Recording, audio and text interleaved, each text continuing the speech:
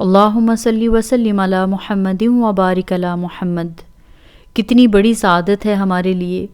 اور کتنا بڑا احسان ہے اللہ رب العزت کا ہم پر کہ اللہ تعالیٰ نے ہمیں امت محمد صلی اللہ علیہ وآلہ وسلم میں پیدا فرمایا، اور پھر ہم پر کتنا بڑا احسان فرمایا کہ ہم لوگ تو کیونکہ رسول اللہ صلی اللہ علیہ وآلہ وسلم کی محبتوں کا شکر ادا کر ہی نہیں سکتے، آپ صلی اللہ علیہ وآلہ وسلم کے احسان عظیم کا شکر ادا نہیں کر سکتے ہیں، تو کتنی بڑی سعادت ہمیں عطا کی گئی ہے کہ ہمیں سکھا دیا گیا ہے کہ تم رسول اللہ صلی اللہ علیہ وآلہ وسلم پر درود و سلام بھیجا کرو۔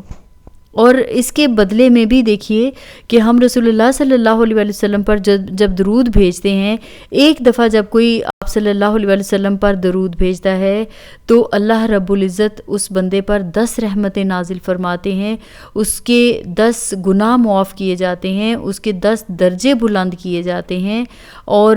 کتنی بڑی یہ سعادت ہے ہمارے لیے کہ اگر ہمیں نصیب ہو جائے کہ ہماری زبانوں پر درود و سلام جاری ہو جائے۔ مسلمانوں کی کوئی بھی نشست جو ہے وہ اللہ کے ذکر اور رسول اللہ صلی اللہ علیہ وآلہ وسلم کے پر درود بھیجنے سے خالی نہیں ہونی چاہیے۔ اور اس کے بارے میں بڑی زبردست حدیث مبارکہ بھی ہے جس کا مفہوم ہے، حضرت ابو ہریرہ رضی اللہ تعالیٰ عنہ سے روایت ہے کہ رسول اللہ صلی اللہ علیہ وآلہ وسلم نے فرمایا، جو لوگ کہیں بیٹھے اور انہوں نے اس نشست میں نہ اللہ کو یاد کیا اور نہ اپنے نبی صلی اللہ علیہ وآلہ وسلم پر درود بھیجا، یعنی ان کی وہ مجلس اور نشست اللہ کے ذکر اور رسول اللہ صلی اللہ علیہ وآلہ وسلم پر درود سے بالکل خالی رہی، تو قیامت میں یہ ان کے لیے حسرت اور خسارے کا باعث ہوگی، پھر چاہے اللہ ان کو عذاب دے اور چاہے معاف فرما دے اور بخش دے۔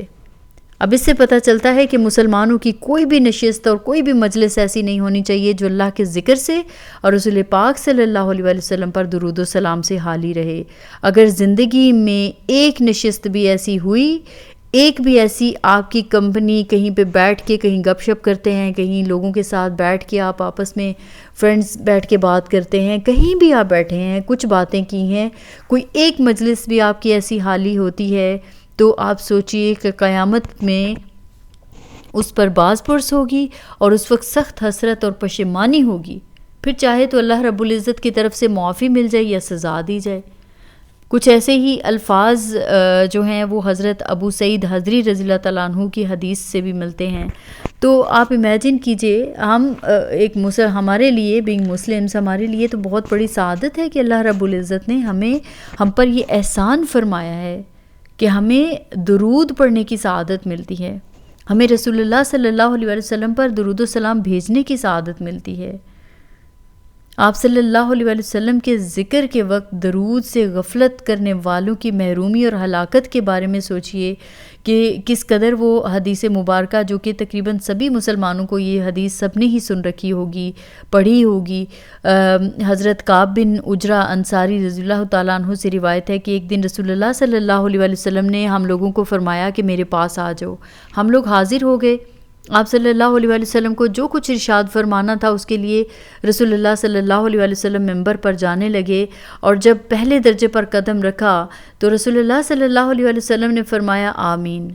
پھر جب دوسرے درجے پر قدم رکھا تو پھر فرمایا آمین، اور اسی طرح جب تیسرے درجے پر قدم رکھا تو پھر فرمایا آمین، پھر جو کچھ رسول اللہ صلی اللہ علیہ وآلہ وسلم کو فرمانا تھا جب اس سے فارغ ہو کر آپ صلی اللہ علیہ وآلہ وسلم منبر سے نیچے اتر آئے تو ہم لوگوں نے عرض کی کہ یا رسول اللہ صلی اللہ علیہ وآلہ وسلم، آج ہم نے آپ سے ایک ایسی چیز سنی جو ہم پہلے نہیں سنتے تھے۔ یعنی صحابہ کرام کے لیے یہ بڑی عجیب بات تھی، ایک نئی چیز وہ دیکھ رہے تھے، کیونکہ رسول اللہ صلی اللہ علیہ وآلہ وسلم کی یہ روزانہ کی روٹین میں یہ چیز نہیں تھی۔ تو آج جب انہوں نے یہ ایک نئی چیز دیکھی کہ ممبر پر چڑھتے وقت ہر درجے پر آپ صلی اللہ علیہ وآلہ وسلم آمین فرما رہے ہیں، تو صحابہ نے تعجب کے ساتھ یہ پوچھا، ان کے لیے ایک نئی تعجب کی بات تھی۔ تو آپ صلی اللہ علیہ وآلہ وسلم نے بتایا کہ جب میں ممبر پر چڑھنے لگا تو جبرائیل امین علیہ السلام آ گئے، انہوں نے کہا کہ تباہ و برباد ہو وہ محروم جو رمضان مبارک پائے اور اس میں بھی اس کی مغفرت کا فیصلہ نہ ہو۔ تو میں نے کہا آمین۔ پھر جب میں نے ممبر کے دوسرے درجے پر قدم رکھا تو انہوں نے کہا کہ تباہ و برباد ہو وہ بے توفیق اور بے نصیب جس کے سامنے رسول اللہ صلی اللہ علیہ وآلہ وسلم کا ذکر آئے اور وہ اس وقت بھی آپ صلی اللہ علیہ وآلہ وسلم پر درود نہ بھیجے۔ تو میں نے اس پر بھی کہا آمین۔ پھر جب میں نے ممبر کے تیسرے درجے پر قدم رکھا تو انہوں نے کہا کہ تباہ و برباد ہو وہ بدبخت آدمی جس کے ماں باپ یا ان دو میں سے ایک کے سامنے اس کے سامنے بوڑھے ہو جائیں اور وہ ان کی خدمت کر کے اور ان کو راضی اور خوش کر کے جنت کا مستحق نہ ہو جائے۔ اس پر بھی میں نے کہا آمین۔ اب یہ جو حدیث ہے حضرت ابو ہریرہ رضی اللہ تعالیٰ عنہ سے بھی ثابت ہے، اس میں کچھ تھوڑا سا الفاظ کی چینجنگ ہے۔ تو حضرت جبرائیل امین علیہ السلام کی بد دعا اور رسول اللہ صلی اللہ علیہ وآلہ وسلم کے آمین کہنے کا یہ جو واقعہ ہے الفاظ کے تھوڑے سے فرق کے ساتھ ہے۔ اس کے علاوہ بھی جو ہے آپ دیکھیے کہ حدیث کی مختلف کتابوں میں یہ حدیث روایت کی گئی ہے۔ بعض میں یہ بھی کہا گیا ہے کہ حضرت جبرائیل امین علیہ السلام بد دعا کرتے تھے اور رسول اللہ صلی اللہ علیہ وآلہ وسلم سے مطالبہ کرتے تھے کہ آپ آمین کہیے، تو آپ صلی اللہ علیہ وآلہ وسلم آمین کہتے تھے۔ بہرحال اب دیکھیے کس قدر یہ سخت حدیث ہے، کس قدر محرومی کی بات ہے، اور رسول اللہ صلی اللہ علیہ وآلہ وسلم اور حضرت جبرائیل امین علیہ السلام کی طرف سے سخت ترین بد دعا کے انداز میں جس طرح انتہائی ناراضی اور بیزاری کا اظہار کیا گیا ہے، یہ دراصل ان تینوں کوتاہیوں کے بارے میں سخت ترین وارننگ ہے۔ اس سے پتہ چلتا ہے کہ رسول اللہ صلی اللہ علیہ وآلہ وسلم کو اللہ تعالیٰ کی محبوبیت کی وجہ سے فرشتوں کی دنیا میں ایک اتنا اعلیٰ اور اتنا عظمت والا اور محبوبیت کا بلند ترین مقام حاصل ہے کہ جو شخص رسول اللہ صلی اللہ علیہ وآلہ وسلم کے حق کی ادائیگی میں اتنی سی کوتاہی اور غفلت کرے کہ جب آپ صلی اللہ علیہ وآلہ وسلم کا ذکر آئے اور درود نہ بھیجے تو اس کے لیے سب فرشتے اور فرشتوں کے امام اور نمائندے حضرت جبرائیل کے دل سے اتنی سخت بد دعا نکلتی ہے، اور اس پر پھر وہ رسول اللہ صلی اللہ علیہ وآلہ وسلم سے آمین بھی کہلواتے ہیں۔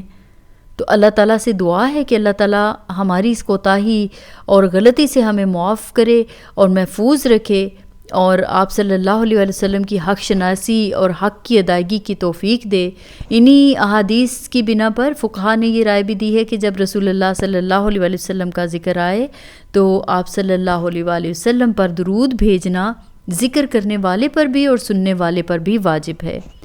اسی طرح ایک اور حدیث سے یہ پتہ چلتی ہے بات کہ درود شریف کی کثرت جو ہے یہ قیامت میں رسول اللہ صلی اللہ علیہ وآلہ وسلم کے خصوصی قرب کا وسیلہ بنے گی۔ حضرت عبداللہ بن مسعود رضی اللہ تعالیٰ عنہ سے روایت ہے کہ رسول اللہ صلی اللہ علیہ وآلہ وسلم نے فرمایا،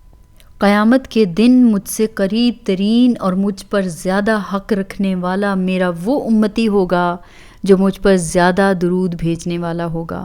مطلب یہ ہے کہ ایمان اور ایمان والی زندگی کی بنیادی شرط کے ساتھ میرا جو امتی مجھ پر زیادہ درود و سلام بھیجے گا اس کو قیامت میں میرا خصوصی قرب اور خاص تعلق حاصل ہوگا۔ اللہ تعالیٰ یہ دولت اور سعادت حاصل کرنے کی ہم سب کو توفیق عطا فرمائے۔